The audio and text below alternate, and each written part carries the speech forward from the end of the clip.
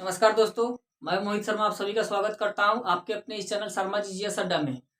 तो हम लोग जो मॉडर्न हिस्ट्री का जो टॉपिक कवर कर रहे हैं, जो सेशन हम लोग लेकर चले हुए हैं, उसी का आज जो सेकंड पार्ट है। कल जो वीडियो प्रोवाइड करवाए हुए थे ना एडवेंट ऑफ यूरोपियन का, उसी का सेकंड वीडियो है। आज हम लोग कोशिश करेंगे ना कि जो टॉपिक चल रहा है भारत में यूरोपीय कंपनी का आगमन, आज उसको क्लियर कर दे। यानी कि वो ज्यादा बड़ा टॉपिक है भी नहीं, खासकर कोशिश करते हैं ना कि एक वीडियो तो कल आ गया है ना, और आज जो बचा हुआ सेकंड वीडियो उसमें हम लोग इसको टोटल आज फाइनल करके हटा देंगे। और फिर जो नेक्स्ट जो आएगा, जो 4 सेक्शन बताए थे मॉडर्न हिस्ट्री में, वो कल से सेकंड सेक्शन वाला स्टार्ट करेंगे। तो जैसा कि हम लोग कल देखे हुए थे, कल पुर्तगाली का आगमन हुआ था।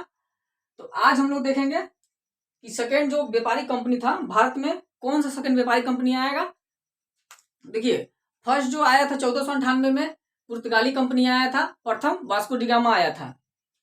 और जो सेकेंड आया था ना, वो था डच कंपनी। देखिए, डच जो नीदरलैंड के है, नीदरलैंड के जो निवासी थे पहले, नीदरलैंड अभी हाल ही में जो इनको बोला जाता है हॉलैंड का निवासी बोला जाता है डच को। ठीक है, देखिए डच जो कंपनी आया था ना, वो किसके नेतृत्व में आया था?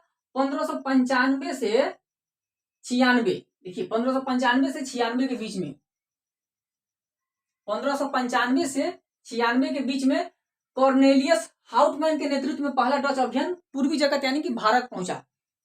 देखिए 1595 से 96 के दौरान, 1595 से 96 के दौरान कॉर्नेलियस हाउटमैन, यानी कि देखिए इसका नाम याद रखिएगा, क्वेश्चन यहां से पूछा जाता है। कॉर्नेलियस हाउटमैन के नेतृत्व में प्रथम डच जो अभियान था वो पूर्वी जगत यानी कि भारत में कब आया। क्वेश्चन पूछा जाएगा कि प्रथम डच अभियान भारत में कब आया और किसके नेतृत्व में आया। तो 1595 से 96 के दौरान आया। किसके नेतृत्व में आया? कॉर्नेलियस हाउटमैन के नेतृत्व में आया था। कब आया? 1595 से 96 हम लोग देख लिए। अब उसके बाद क्या होता है कि 1602 ईस्वी में, देखिए एक तो प्रथम डच अभियान आ गया 1596 से 95 से 96 के दौरान। अब क्या किया गया? 1602 ईस्वी में विभिन्न डच कंपनी, बहुतों सा जितना भी डच कंपनी था ना, उस सभी को मिलाकर, यानी कि जितने भी डच कंपनी थे, बहुतों डच कंपनी को मिलाकर क्या किया गया? एक कंपनी की स्थापना की गई। 1602 ईस्वी में विभिन्न डच कंपनियों को मिलाकर एक क्या किया गया? एक कंपनी की स्थापना की गई, जिसका नाम रखा गया United East India Company of Netherland. देखिए, अगर क्वेश्चन पूछा जाए कि भारत में डच कंपनी कब आया, यानी किसके नेतृत्व में आया, तो प्रथम डच कंपनी आया 1595 से 96 के दौरान कॉर्नेलियस हाउटमैन के नेतृत्व में पहला अभियान आया था भारत में। ठीक है, लेकिन क्वेश्चन पूछा जाए कि डच कंपनी भारत में कब आया, तो 1602 ईस्वी में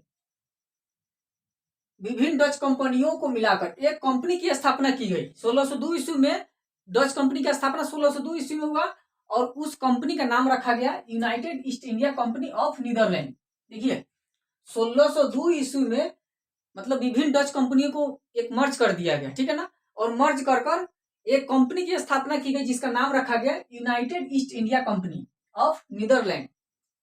इसको ध्यान रखिएगा, इसको याद करके रखिएगा, यह याद करने वाला मतलब पॉइंट है। United East India Company of Netherland, इसकी स्थापना कब हुई? तो 1602 ईस्वी में इसकी स्थापना हुई। किसकी? United East India Company of Netherland की स्थापना 1602 ईस्वी में हुई। अब देखिए क्वेश्चन पूछा जाता है और पूछा गया है, प्रीवियस ईयर यूपीपीसी से पूछा गया है, ये जो डच कंपनी थी इसकी वास्तविक नाम क्या था, यानी कि मूल नाम।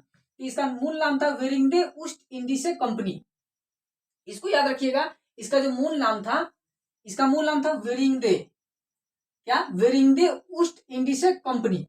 यानी कि जो डच कंपनी थी United East India Company of Netherland, इसका जो मूल नाम था, इसका मूल नाम क्या था?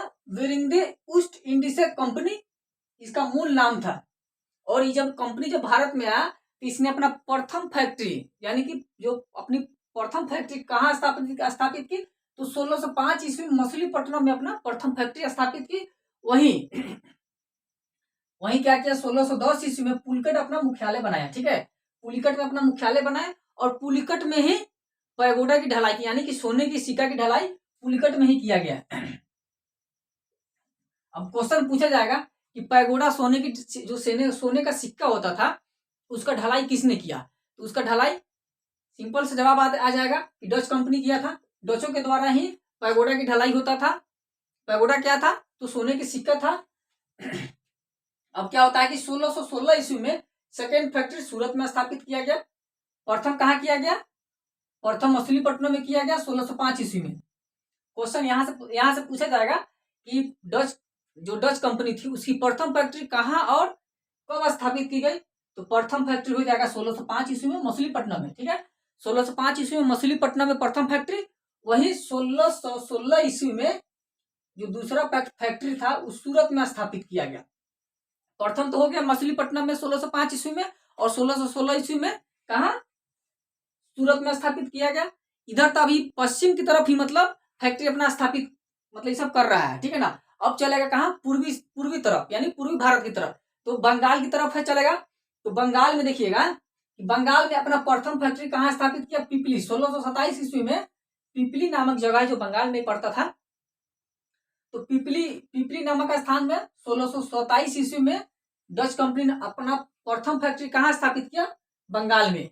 वही सेकेंड फैक्ट्री चिंसूरा जो हुगली के तट पर अभी भी, चिंसूरा 1653 ईस्वी में चिंसूरा में अपना दूसरा का फैक्ट्री स्थापित किया। वही जब आगे चलेंगे तो देखेंगे कि 1664 ईस्वी में अब क्या हुआ। देखिए, जब धीरे धीरे ये अपना फैक्ट्री स्थापित करने लगा पूरे मतलब भारत में अपना साम्राज्य, सोचा कि अब यहाँ व्यापारी कंपनी है, तो व्यापारी कंपनी तो एक जगह तो व्यापार करेगा नहीं, ऑटोमेटिक है कि आज यहाँ करेगा, यहाँ सोचेगा कि यहाँ हम अपना फैक्ट्री बैठा, कल वहां फैक्ट्री बैठा, तो ये धीरे धीरे पूरे भारत में फैक्ट्री बैठाना स्टार्ट किया। तो अंततः हुआ कि 1664 ईस्वी में औरंगजेब क्या किया कि 31.5% की वार्षिक चुंगी यानी कि कर, वार्षिक कर पर क्या किया गया? बिहार, बंगाल और उड़ीसा में व्यापार करने की अनुमति दे दी। अब क्या हुआ कि 1664 ईस्वी में किसके द्वारा? औरंगजेब के द्वारा। उस समय शासनकाल किसका था? मुगलों का। तो मुगल का शासनकाल था, औरंगजेब था उस समय मतलब मुगल सत्ता पर। तो औरंगजेब के द्वारा क्या किया गया? 31.5 यानी कि 31.5% जो है ना वार्षिक चुंगी यानी कि एनुअल जो टैक्स लगता था 31.5% एनुअल टैक्स पर क्या किया गया? बिहार, बंगाल और उड़ीसा में व्यापार करने की अनुमति दे दी। किसको दे दिया? तो ये दे दिया डचों को दिया। क्वेश्चन पूछा जाएगा और पूछा गया है, बीपीएससी में भी पूछा गया है कि औरंगजेब के द्वारा 1664 ईस्वी में कितने प्रतिशत की वार्षिक चुंगी पर बिहार, उड़ीसा और बंगाल को डचों को दिया गया यानी कि व्यापार करने की अनुमति मिला था? तो वो आपका आंसर हो जाएगा 31.5%। 31.5 की देखिए 31.5% वार्षिक टैक्स पर किसको दिया गया? डच कंपनी को दिया गया। कौन दिया? तो ये औरंगजेब दिया। जब आगे देखेंगे तो 1690 ईस्वी में क्या किया गया? डच के द्वारा अपना मुख्यालय परिवर्तन कर दिया गया। मुख्यालय परिवर्तन कर क्या गया? पहले तो मुख्यालय था पुलिकट। 1690 से पहले तक डचों का जो मुख्यालय था पुलिकट में था, लेकिन 1690 में पुलिकट से नागपट्टनम ही अपना स्थापित यानी कि मुख्यालय जो इसका था डच का, ये अपना पुलिकट से नागपट्टनम में क्या किया? ट्रांसफर कर दिया। और देखिए डचों की जो सबसे बड़ी खासियत जो थी ना, वो डच जो कंपनी था उसकी सबसे बड़ी कोई खासियत की बात किया जाए तो इसका जो कंपनी था वो कोऑपरेटिव सोसाइटी की तरह था। तो क्या किया? देखिए कोऑपरेटिव सोसाइटी क्या होता है तो बताते हैं। भारत के साथ मिलकर डच कंपनी भारत के साथ मिलकर कोऑपरेटिव सोसाइटी बनाकर रेशम उत्पादन फैक्ट्री की स्थापना की भारत में। क्वेश्चन पूछा जाता है कि किस कंपनी को कोऑपरेटिव सोसाइटी की तरह जाना जाता है? तो अगर डच कंपनी। देखिए डच कंपनी जो था ना कोऑपरेटिव सोसाइटी यानी कि सहकारिता पद्धति पर आधारित थी। कौन?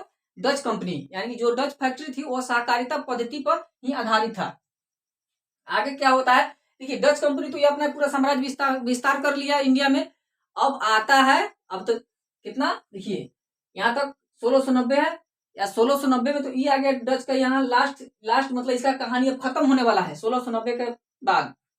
अब तो ये भारत में होगा क्या कि अंग्रेज का जो है ब्रिटिश साम्राज्य अपना पैर पसार रहा है। तो क्या होगा?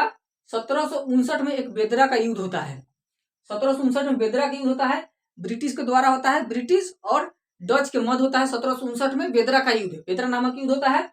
अब उसमें क्या होता है कि डच को बुरी तरह से पराजित कर दिया जाता है। किसके द्वारा? तो वो होता है ब्रिटिश कंपनी के द्वारा। अब ब्रिटिश कंपनी के द्वारा बेदरा वाला युद्ध में डच को बुरी तरह से पराजित कर दिया जाता है। क्वेश्चन पूछा जाएगा कि बेदरा वाला युद्ध कब हुआ था? एक होता है बेदरा का युद्ध और एक होता है वांडीवास। तो 1759 में बेदरा का युद्ध था और बार्निवास वाला युद्ध अगले साल था।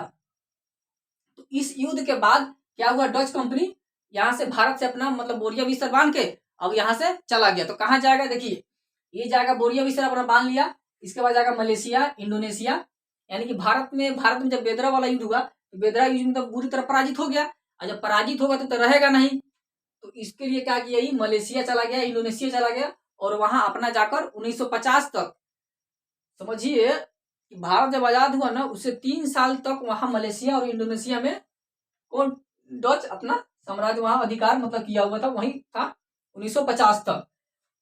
अब आते हैं ब्रिटिश कंपनी के बारे में जानते हैं। देखिए ब्रिटिश कंपनी, उसके बारे में हम लोग जानते हैं।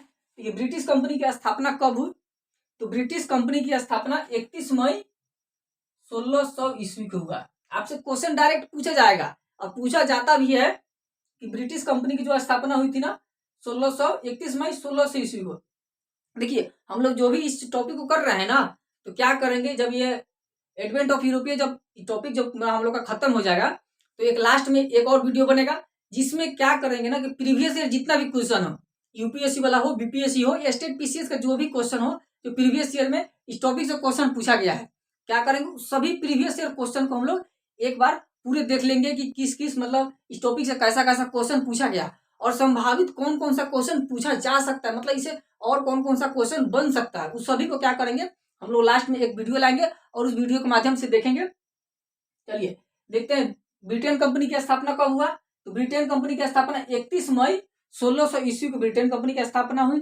अब उससे पहले क्या था, देखिए 1599 में क्या किया, 1599 में लॉर्ड मेयो की अध्यक्षता में, वही लॉर्ड मेयो जिसका हत्या कहाँ कर दिया गया था, अंडमान निकोबार में एक पठान के द्वारा मार दिया गया था, लॉर्ड मेयो। उसी पहले वो क्या था, उसी की अध्यक्षता में 1599 ईस्वी में एक व्यापारी समूह मिलकर, माने पूरे मतलब व्यापारी जो था ना, व्यापारी लोग सब मिलकर एक क्या किया, एक कंपनी बनाया। अब क्या हुआ, 1599 में लॉर्ड मेयो था मतलब अध्यक्ष था और व्यापार था, पहले क्या था, लॉर्ड मेयो व्यापारी था और क्या किया, वो अपने व्यापारी समूह को मिला दिया, व्यापारी पूरे व्यापारी को मिलाकर एक यूनिटी बनाया और यूनिटी बनाकर एक क्या किया, एक कंपनी की स्थापना की और कंपनी की स्थापना किया और गया वहां से, मतलब वहां की जो रानी थी, रानी एलिजाबेथ, उससे क्या अपना परमिशन मांगने कि हमको परमिशन दीजिए कि हम जाए अपना यानी कि इंडिया में क्या करें, व्यापार करेंगे। उस समय जो रानी थी एलिजाबेथ, देखिए तत्कालीन रानी एलिजाबेथ से व्यापार के लिए अनुमति मांगा। अब अनुमति मिल भी गया उसको, किसको मिला, लॉर्ड मेयो को। कौन था, ये अध्यक्ष था, व्यापारी समूह का क्या था, अध्यक्ष था लॉर्ड मेयो। अब इसको अनुमति मिला, तो अनुमति मिल गया तो 31 दिसंबर 1600 ईस्वी को क्या किया गया, एक कंपनी की स्थापना की गई। देखिए कंपनी की जब स्थापना की गई ना, तो उस समय मात्र 15 साल के लिए आपको अनुमति दिया गया था, किसको, ब्रिटिश ईस्ट इंडिया कंपनी को 15 साल के लिए अनुमति दिया गया था। उसके बाद क्या हुआ, जब अब तो अनुमति मिल गया, अब बात आता है कि फैक्ट्री बैठाया जाए, तो फैक्ट्री के लिए क्या किया जाए। अब अंदाजी किसी के यहाँ तो आप जाकर नहीं फैक्ट्री बैठा दीजिएगा, आप अपने घर में अनुमति ले ली, दूसरे के यहाँ तो अनुमति लेना होगा ना। इसके लिए क्या किया गया, ये उसके लिए जेम्स प्रथम नामक जो था वहां का शासक, वो क्या किया, अकबर के नाम से अपना एक चिट्ठी लिखा। जेम्स प्रथम था, वो क्या किया, अकबर के नाम से अपना चिट्ठी लिखा, जिसमें मतलब इसमें बताया गया कि हमको सूरत में फैक्ट्री बैठाने की अनुमति दिया जाए। कहाँ, भारत में वो भी कहाँ, तो सूरत में फैक्ट्री बैठाने की अनुमति दिया जाए। कौन चिट्ठी लिखा, जेम्स प्रथम लिखा। कौन लिखा, जेम्स प्रथम लिखा अकबर के नाम से। क्वेश्चन पूछा जाता है कि जेम्स प्रथम, देखिए यहाँ ध्यान दीजिएगा, जेम्स प्रथम कौन लिखा चिट्ठी, जेम्स प्रथम चिट्ठी लिखा और किसके नाम से लिखा, तो ये अकबर के नाम से लिखा। जेम्स प्रथम अकबर के नाम से चिट्ठी लिखा और कहा क्यों लिखा, कि हमको सूरत में फैक्ट्री की अनुमति दी जाए। तो अब तो चिट्ठी लिखा, अब चिट्ठी लेकर अब कौन आया, देखिए तो जब यहाँ से इंग्लैंड से आने में भारत जब आया ना, उस समय आया कैप्टन हॉकिंस। कैप्टन हॉकिंस 1608 ईस्वी में भारत आया। तब तक 1607 ईस्वी में 1605 ईस्वी में 1607 ईस्वी में अकबर चला गया था।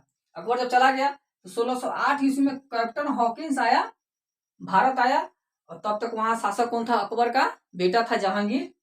अब शासक जहांगीर था। अब जहांगीर के दरबार में आया कौन? Captain Hawkins. अब क्वेश्चन पूछा जाता है कि जिस समय जेम्स प्रथम का चिट्ठी कैप्टन हॉकिंस के द्वारा अकबर के दरबार में लाया गया था, उस समय शासन काल किसका था और उसमें शासक कौन था? तो ये आपका शासक हो जाएगा जहांगीर। जहांगीर हो जाएगा शासक। और देखिए चिट्ठी किसके नाम से लिखा गया? अकबर के नाम से लिखा गया। चिट्ठी कौन लिखा? जेम्स प्रथम लिखा। और चिट्ठी लेकर आया कौन? कैप्टन हॉकिंस चिट्ठी लेकर आया। और किसके दरबार में आया? आया तो था अकबर के दरबार में, लेकिन पहुंचा किसके दरबार में? पहुंचा जहांगीर के दरबार में। यहाँ हो गया खेला, मतलब एक होता है ना कहावत कि उसको क्या बोलते हैं कि खेला खेला के बीच में खेला का नियम नहीं बदलता है, लेकिन यहाँ क्या किया गया? खेला के बीच में खेला का नियम ही बदल गया। अब भाई देखा कि हम तो आए हैं किसके दरबार में? अकबर के नाम से चिट्ठी लेकर। अब यहाँ शासक है जहांगीर। अब इसको लगने लगा डर कि ये हमको देगा कि नहीं देगा अनुमति, लेकिन संजोग ठीक था, इसको मिल गया अनुमति। और अनुमति मिल गया सूरत में फैक्ट्री खोलने की, तो अनुमति मिल गया 1608 ईस्वी में। अब उस समय तो तब तक क्या था? पुर्तगाली था इंडिया में अपना साम्राज्य स्थापित, वो तो सबसे पहले आया था, तो पहले अपना साम्राज्य स्थापित किया हुआ था। तो उसी समय हुआ कि पुर्तगाली ने षड्यंत्र रचना स्टार्ट किया। अब पुर्तगाली जब षड्यंत्र रचेगा कि हम तो ऑलरेडी पहले से यहाँ व्यापारी हैं, मेरा एक और व्यापारी यूरोप से आ गया, अब यहाँ होगा कंपटीशन बढ़ जाएगा। जब कंपटीशन बढ़ेगा तो मेरा कोई वैल्यू नहीं रहेगा, तो इससे तो बढ़िया है कि अपने दुश्मन को रास्ता से हटा दे। तो हटाने के लिए अब उसका चारा चलेगा नहीं, वो तो हटा नहीं सकता है ना, तो अब क्या करेगा? किसी का सहारा लेगा। तो वो मतलब एक नहीं होता चुगलाखोरी, अब वो षड्यंत्र रचने लगा। अब उस षड्यंत्र के कारण जो जिस सूरत में जो फैक्ट्री का अनुमति मिलने वाला था ना, अब वो अनुमति हो गया रद्द। अब वहां तो रद्द हो गया, तो अब क्या करे लोग? तो अब ये लोग क्या किया? 1611 में अपना फैक्ट्री स्थापित किया। कहाँ? मसूलीपट्टनम में फैक्ट्री स्थापित किया। देखिए 1608 ईस्वी में फैक्ट्री का अनुमति मिला हुआ था। क्वेश्चन पूछा जाता है और पूछा गया भी है कि अंग्रेजों का प्रथम फैक्ट्री कहाँ स्थापित किया गया था? तो प्रथम फैक्ट्री स्थापित किया गया था 1611 में मछलीपट्टनम में, लेकिन फैक्ट्री की जो अनुमति मिला हुआ था फर्स्ट बार वो मिला था 1608 ईस्वी में सूरत में मिला हुआ था। लेकिन पुर्तगाली षड्यंत्र के कारण क्या किया गया? उस अनुमति को जहांगीर के द्वारा रद्द कर दिया गया। अंततः हुआ ये कि 1611 ईस्वी में मछलीपट्टनम में अंग्रेजों के द्वारा अपने फैक्ट्री खोल ली गई। कब खोला गया? 1611 ईस्वी में खोला गया। अब देखिए अब होता ही है कि इधर तो अपना पुर्तगाली इधर अपना वर्चस्व जमाया हुआ है। अब इन लोग के पास था कि आधुनिकरण था यूरोप वाले के पास, और यहाँ इंडिया में था कि वही आधुनिक, मतलब जो पुरानी पद्धति थी उसी से अपना युद्ध करता था। घोड़ा से हाथी सवारी था, भाला था, तलवार था, तीर था, धनुष था। और इन लोग के पास क्या था? गोला था, बारूद था, बम था। पुर्तगाली इधर क्या किए? मतलब मुगलों को नाक में दम किए हुए था। अब ये लोग पुर्तगाल से अपना तंग आ गया था। अब संजोग देखिए उस समय हुआ क्या कि ये पुर्तगाली तो माने कि मुगलों को अपना परेशान करके रखा ही था ऑलरेडी। अब इधर हुआ कि 1611 ही ईस्वी में इधर अपना 1611 अपना मछलीपट्टनम में एक फैक्ट्री स्थापित कर लिया। इसको कोई टेंशन नहीं है, अपना फैक्ट्री स्थापित कर लिए। बाद बाकी एक कहते हैं ना कि बैठने की जगह मिल जाए तो सोने का भी जगह मिल जाता है, उसी तरह ये तो सोच रहा है कि अपना तो बैठने की जगह ले लिए हैं, अब रहा सवाल सोने की जगह, तो वो मिल जाएगा। तो ये क्या किया 1611 में कैप्टन मिल्टन ने, देखिए कैप्टन मिल्टन ये अंग्रेजी अधिकारी था, इस्वाली में पुर्तगाली को परास्त किया। अब यहाँ झगड़ा हो गया, लफड़ा हो गया। अब लफड़ा में हुआ अंग्रेज और पुर्तगाल से लफड़ा हो गया। अब इस लफड़ा में क्या किया गया? जो अंग्रेज अधिकारी था कैप्टन मिल्टन के द्वारा स्वाली में पुर्तगाली को परास्त किया, यानी कि हरा दिया गया। अब हरा दिया गया तो इससे क्या हुआ? जहांगीर बहुत खुश हो गए कि वाह वाह हमारे दुश्मन को हरा दिए। अब इससे खुश होकर जहांगीर के द्वारा 1613 ईस्वी में किए। जहांगीर तो खुश हो गया, बहुत खुश हो गया कि हमारे दुश्मन को हरा दिया, हम जिसे परेशान थे हमारे रास्ता से मैंने मेरे दुश्मन को हटा दिया, हमको कोई मेहनत नहीं करना पड़ा। अब इससे खुश होकर जहांगीर क्या किया? सूरत में अस्थायी फैक्ट्री खोलने की अनुमति दे दी। किसको? ब्रिटिश को दे दी। देखिए अंग्रेजों को क्या किया गया, सूरत में अस्थायी फैक्ट्री खोलने की अनुमति दे दी। कब? 1613 ईस्वी में दे दिया गया। किसको दे दिया गया? अंग्रेजों को दे दिया गया। अब हुआ कि अब यहां तक तो कहानी हो गया। अब ठीक है, अब इसके बाद होता क्या है उसको देखते हैं हम लोग।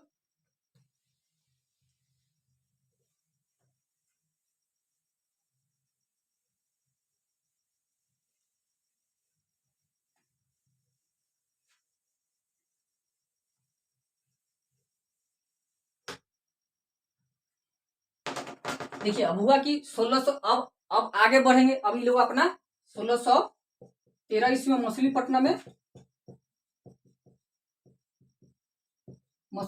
अपना ये अस्थायी फैक्ट्री, अब सॉरी 1613 ईस्वी में सूरत में, 1611 में ना मछलीपट्टनम में 1611 ईस्वी में फैक्ट्री खोल लिया। लेकिन 1613 ईस्वी में अपना अस्थायी फैक्ट्री कहाँ खोला? सूरत में। इसको अनुमति मिल गया तो इस सूरत 1613 ईस्वी में सूरत में अपना अस्थायी फैक्ट्री खोल लिया। अब आगे धीरे धीरे ये अपना क्या करेगा, अपना फैक्ट्री स्थापित करेगा, अपना साम्राज्य को विस्तार करेगा। तो इसी समय हुआ कि 1632 ईस्वी में, देखिए 1632 ईस्वी में गोलकुंडा के जो शासक थे,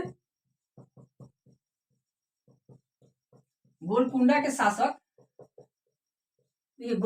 शासक से 500 पैगोडा, यानी उस समय पैसा के मतलब पैगोडा चलता था, तो 500 पैगोडा के वार्षिक कर पर क्या किया? 1632 ईस्वी में गोलकुंडा के शासक से 500 पैगोडा के वार्षिक कर पर व्यापार की अनुमति ले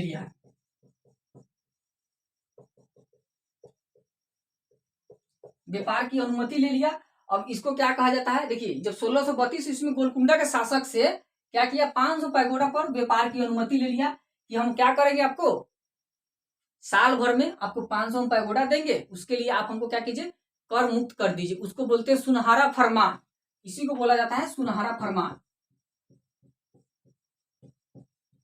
देखिए सुनहरा फरमान में क्या क्या इसमें था? सुनहरा फरमान में 500 पैगोडा था कि एक साल में आपको 500 रुपया देना है, सारी रुपया बोल रहे हैं, 500 पैगोडा देना है और इसमें आप क्या कीजिए, टैक्स से मुक्त कर दीजिए। अब इसमें होता क्या था? देखिए पहले जो था ना कि बार बार कहीं जैसे कहीं अगर व्यापार करने जाते हैं, जैसे आज के डेट में हम समझा देते हैं कि आज जो टोल टैक्स होता है ना, तो टोल टैक्स पर देखते हुए कितना लंबा लंबा गाड़ी लाइन लगा रहता है। अब एक जैसे पहले क्या था कि फास्टैग नहीं था, लेकिन आज फास्टैग है। आज फास्टैग के माध्यम से क्या होता है, टोल टैक्स पर लंबा लंबा लाइन नहीं लगता। आप जाइएगा, फास्टैग वाला स्कैन करेगा, आपका वहीं से अकाउंट से पैसा कट जाता है। उसी तरह समझिए कि इसको मिल गया एगो फास्टैग। सुनहरा फरमान को अगर समझे साधारण भाषा में तो इसको बोलते हैं फास्टैग। फास्टैग मिल गया। अब पहले क्या था कि अब कहीं एक राज्य से अगर दूसरे राज्य में जाते हैं, कोई भी वस्तु लेकर, तो पहले लगता था चेकिंग करवाना पड़ता था। अब चेकिंग करवाइएगा, ये चेकिंग करवाने के लिए लंबा लंबा लाइन लगता था। लंबा लंबा लाइन लगेगा तो ऑटोमेटिक है कि आपका समय का बर्बादी होगा। समय जब बर्बाद होगा तो जहां अगर एक दिन में हम किसी रास्ते से अप डाउन अगर करते हैं, मानते हैं कि अगर हमको मोतिहारी से पटना जाना हो, अगर दिन भर में हम 2 बार हम जाकर चलाते हैं बिना किसी चेकिंग का, अगर मान लेते अगर दिन भर में अगर जाम फंस जाए तो पता चलेगा दिन भर में एक बार भी हम नहीं जाएंगे। उसी तरह हुआ, क्या किया गया, पर लंबा लंबा लाइन लगता था चेकिंग करवाने के लिए। अब उस चेकिंग से बचने के लिए एक सुनहरा फरमान ले लिया। किसे ले लिया? गोलकुंडा के शासक से सुनहरा फरमान ले लिया 1632 में। कितने? 500 के पैगोडा पर इसमें ले लिया।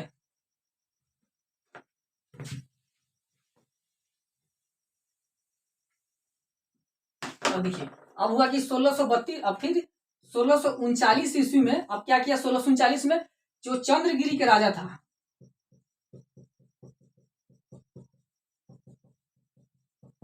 1639 ईस्वी में चंद्रगिरी के राजा से मद्रास को पट्टा पर ले लिया। अब क्या 1632 में तो इसको ले लिया, गोलकुंडा के शासक से ले लिया सुनहरा फरमान। अब 1639 ईस्वी में क्या करेगा अंग्रेज, ये सब अंग्रेज की कहानी हो रहा है। अब अंग्रेज क्या करेगा कि चंद्रगिरी के राजा से मद्रास को पट्टा पर ले लिया।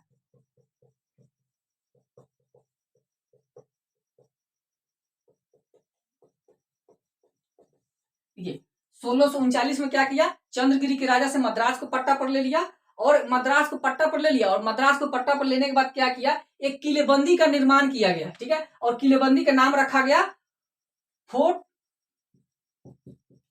Saint George. क्वेश्चन पूछा जाएगा फोर्ट सेंट जॉर्ज का निर्माण कब किया गया, तो 1639 में किया गया। फोर्ट सेंट जॉर्ज का निर्माण किसके द्वारा किया गया था, अंग्रेजों के द्वारा किया गया था। ये जब 1639 ईस्वी में चंद्रगिरी के राजा से मद्रास को पट्टा पर लिया, किसने, अंग्रेजों ने मद्रास को पट्टा पर ले लिया और एक किलेबंदी कोठी का निर्माण कराया। ठीक है, यानी कि कोठी, जो व्यापारी कोठी होता था पहले, उस कोठी का निर्माण करवाया और निर्माण करवाने के बाद उसका नाम रखा फोर्ट सेंट जॉर्ज, इसका नाम रखा। अब आगे होता है कि 1651 आता है ना, देखिए 1651 आता है तो बंगाल के सूबेदार से क्या किया गया, बंगाल का सूबेदार कौन था,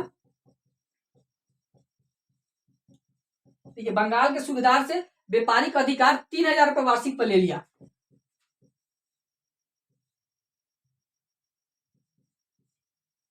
उधर सुनहरा फरमान ले लिया। मद्रास में क्या किया गया, मद्रास में इसको चंद्रगिरी के राजा से पट्टा पर ले लिया।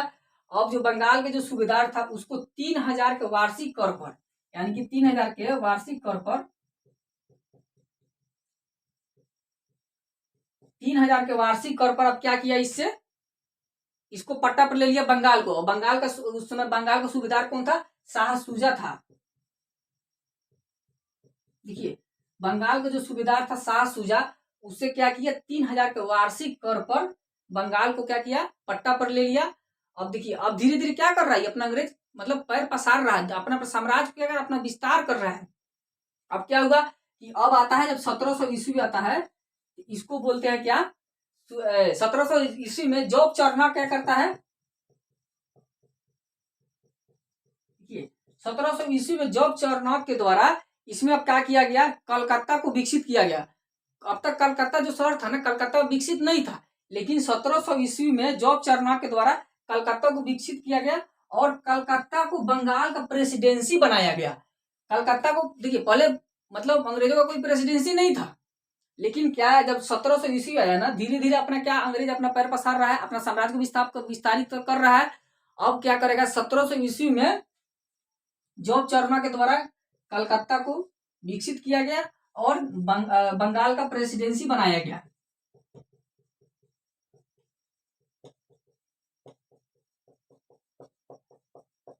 बंगाल को क्या किया गया, प्रेसिडेंसी बनाया गया।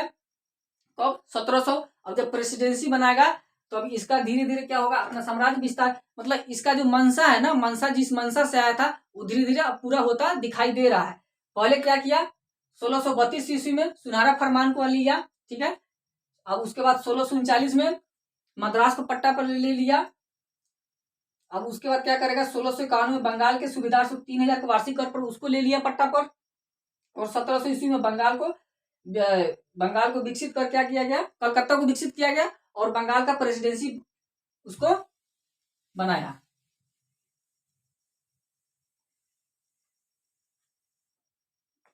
अब देखिए अब आता है जो मेन जो आता है ना, अंग्रेजी साम्राज्य की स्थापना के जो मेन जड़ है उसको बोलते हैं 1717 का सुनहरा फरमान।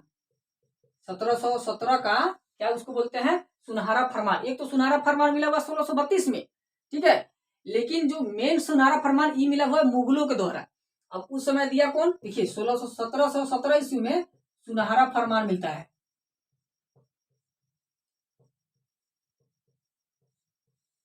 इसको बोलते हैं 1717 ईस्वी में सुनहरा फरमान। ठीक है ना, इसको बोलते हैं मैग्ना कार्टा से भी इसको जाना जाता है। और उस मैग्ना कार्टा को जो संज्ञा दिया था, अब ये क्वेश्चन पूछा जाएगा कि जो 1717 का सुनहरा फरमान था उसको मैग्ना कार्टा के संज्ञा किसने दिया, तो आर्म जो है,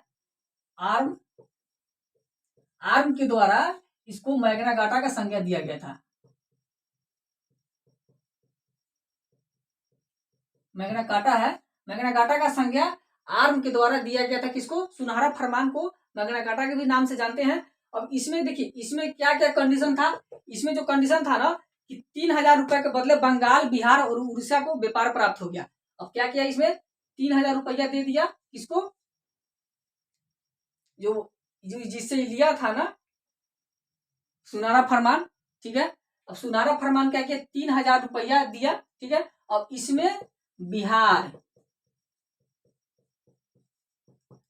बंगाल और उड़ीसा 3000 के वार्षिक टैक्स पर बिहार, बंगाल और उड़ीसा से इसको क्या हुआ, व्यापार की अनुमति मिल गया। और 10,000 रुपया देकर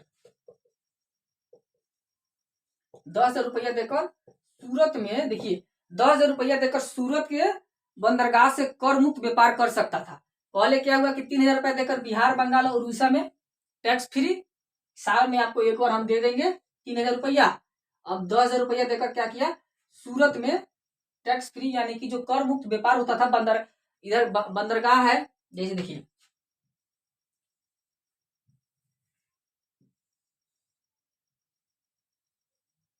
जो सूरत वाला जो बंदरगाह था यहाँ, अब ये जो पूरा इधर पड़ता है सूरत, ठीक है। सूरत वाले बंदरगाह पर से पहले व्यापार होता था।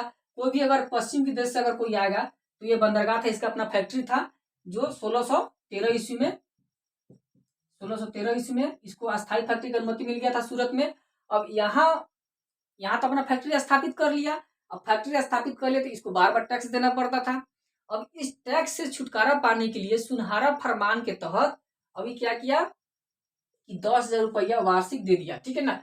10,000 रुपया देकर सूरत के बंदरगाह था ना, इस पर अब कर मुक्त व्यापार। अब सोचे कि हम एक बार आपको 10,000 रुपया दे देते हैं, अब उसके बाद हमको क्या करे कीजिए कि सूरत के बंदरगाह को हमको टैक्स फ्री कर दीजिए, मतलब हमेशा के लिए टैक्स फ्री कर दीजिए। और इसी के सुनहरे फरमान के अंतर्गत कहा गया कि पहले था बम्बई, देखिए अब इसमें था कि बम्बई में अपना सिक्का ढाल सकते थे, जो भारत में पूरे भारत में स्वीकार हो। पहले था कि मुगलों का सिक्का चलता था, लेकिन जब सुनहरा फरमान मिला 1717 ईस्वी में, तो सुनहरा फरमान में बोला गया कि हम बम्बई में एक सिक्का ढालेंगे, अपना सिक्का ढालेंगे, और वो जो सिक्का ढालेंगे ना, उस सिक्का पूरे आपका भारत में लागू होगा। यानी कि भारत में कहीं भी वो सिक्का चलेगा। कहाँ, बम्बई में सिक्का ढालने की अनुमति मिल गई। अनुमति कब मिला, तो 1717 ईस्वी में मिला, सुनहरा फरमान के अंतर्गत। सुनहरा फरमान के अंतर्गत क्या क्या आता है, सुनहरा फरमान को मैग्ना कार्टा की संज्ञा दिया गया। किसने मैग्ना कार्टा की संज्ञा दिया, आर्म जो ब्रिटिश कोई व्यक्ति था, वो क्या किया, सुनहरा फरमान को मैग्ना कार्टा की संज्ञा दिया। सुनहरा फरमान कब आया, 1717 ईस्वी में आया। और इसमें 3,000 के टैक्स पर क्या किया, बिहार, बंगाल और उड़ीसा से मतलब अपना व्यापार जो था कर मुक्त व्यापार करने लगा। 3,000 रुपये दे दिया, एक बार हो गया टेंशन फ्री। और सूरत का जो मेन बंदरगाह पर जो व्यापार होता था, यहाँ से यहीं से आप इसका बंगाल में अगर व्यापार करना हो, बंगाल में तो यहीं से होकर जाया जाता था। बिहार में व्यापार करना हो, पहले बिहार बंगाल के ही अंतर्गत आता था, लेकिन जब बिहार में व्यापार करना हो, बंगाल में व्यापार करना हो, यानी पूरे भारत में कहीं भी व्यापार करना हो तो सूरत के बंदरगाह से ही व्यापार होता था। क्या कारण था, कारण था कि इसका सूरत में अपना फैक्ट्री था। तो इसको 10,000 रुपया देकर अपना हमेशा के लिए टैक्स फ्री करवा लिया। और बंबई में क्या किया कि बंबई में अपना सोना यानी कि सिक्का अपना ढाल सकता था, ठीक है। और जो सिक्का ढालेगा उस सिक्का पूरे भारत में लागू किया जाएगा, ठीक है। अब इधर ये हो गया ना। अभी देखिए इसका निष्कर्ष क्या निकलता है, इसका अगर हम लोग निष्कर्ष की बात करें ब्रिटिश कंपनी की, जब इतना हुआ, जब इतना घटना घटता है तो इसका तो निष्कर्ष निकलेगा ना। देखिए इसका निष्कर्ष की अगर बात करें तो इसका फर्स्ट निष्कर्ष निकलता है आमदनी में वृद्धि होती है, आमदनी में वृद्धि होगी। जब आमदनी में वृद्धि होगा, पैसा का जब इकोनॉमिकल कंडीशन जब मजबूत होगा ना, तो ये क्या करेगा, अपना सेना मजबूत करेगा।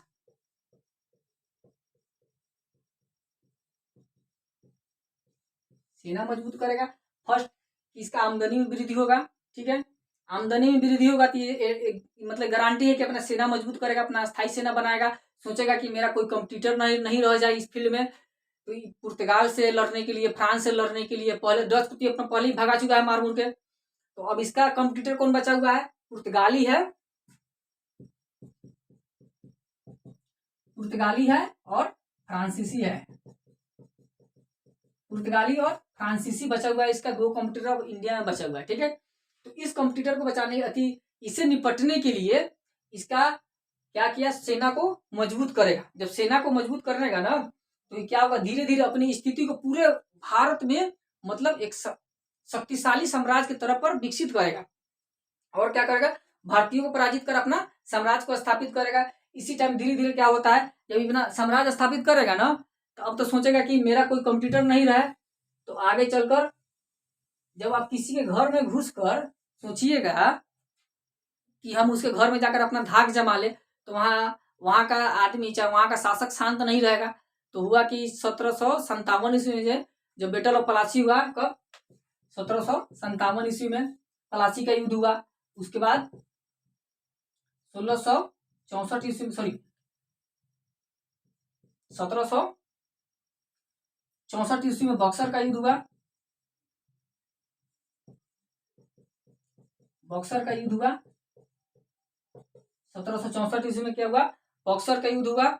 और बंगाल में देखिए, ये जो 1757 में जब प्लासी का युद्ध हुआ ना, तो क्वेश्चन पूछा जाता है कि वो कौन सा निर्णायक युद्ध था जिसने अंग्रेजी सत्ता को यह पूर्ण रूप से आश्वस्त कर दिया कि अब वो भारत में शासन करेंगे। तो 1757 में जो प्लासी का युद्ध हुआ, इसमें आश्वस्त नहीं था कि हम शासन करेंगे, लेकिन जब 1764 वाला जब युद्ध हुआ ना, तो इसमें पूर्ण रूप से आश्वस्त हो गया कि अब हम भारत में ही रहेंगे। कारण क्या था कि 1757 में ये केवल सिराजुद्दौला को पराजित किया था।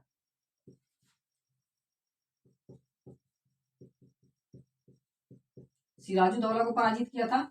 लेकिन 1764 वाला जो बक्सर वाला युद्ध हुआ था, तो इसमें 3 शासक को अकेले मतलब पराजित किया था। इसमें था मीर कासिम था, बंगाल का नवाब था, और इसका अवध का नवाब था। 3 नवाब को मिलकर अकेले पराजित किया 1764 में बक्सर का युद्ध में। और इसके बाद मतलब ये कंफर्म हो गया कि अभी भारत से अब अंग्रेज जाने वाला नहीं है, अभी अंग्रेज भारत में ही रहेगा। यहां तक अंग्रेज का कहानी था। अब इसके बाद आता है फ्रांसीसी कंपनी। तो फ्रांसीसी कंपनी को फिर हम लोग नेक्स्ट वीडियो में देखेंगे। अगर आप लोग को वीडियो अगर अच्छा लगा हो, तो मेरा एक आपसे रिक्वेस्ट है कि वीडियो के राइट साइड कॉर्नर पर नीचे रेड कलर से सब्सक्राइब लिखा होगा, जिसको दबाने का कोई चार्ज नहीं लगता, वो फ्री ऑफ कॉस्ट है। आप उसको दबाकर प्लीज मुझे सपोर्ट कीजिए, तथा अपने जो परिवार है ना शर्मा जी जीएस अड्डा को, मतलब जितना अधिक हो उतना इसको बड़ा बनाइए। फिर हम लोग मिलेंगे कल नेक्स्ट वीडियो में। अब उसमें देखेंगे ना कि फ्रांसीसी कंपनी को देखेंगे। अब उसके बाद जो आता है, जो सेकेंड हम लोग पार्ट देखे है ना कि ब्रिटिश साम्राज्य की स्थापना कैसे हुआ, उसको देखेंगे। और फिर नेक्स्ट जब उसमें आगे जब बढ़ते जाएंगे, हिस्ट्री जब खत्म होने वाला होगा ना, मॉडर्न हिस्ट्री के पहले आधा मॉडर्न हिस्ट्री देख लेते हैं। उसके बाद आप लोग का कमेंट के माध्यम से बताएंगे कि बिहार स्पेशल स्टार्ट किया जाए, बिहार स्पेशल की पॉलिटी स्टार्ट किया जाए, कि जियोग्राफी स्टार्ट किया जाए। ये तीनों सब्जेक्ट बताइएगा आप ही लोग कि क्या इसमें स्टार्ट किया जाए। उसके बाद जो आप लोग का पुल रहेगा उसी के माध्यम से उस सब्जेक्ट को स्टार्ट किया जाएगा। फिर मिलते हैं नेक्स्ट वीडियो में। तब तक के लिए आप सभी का बहुत बहुत धन्यवाद।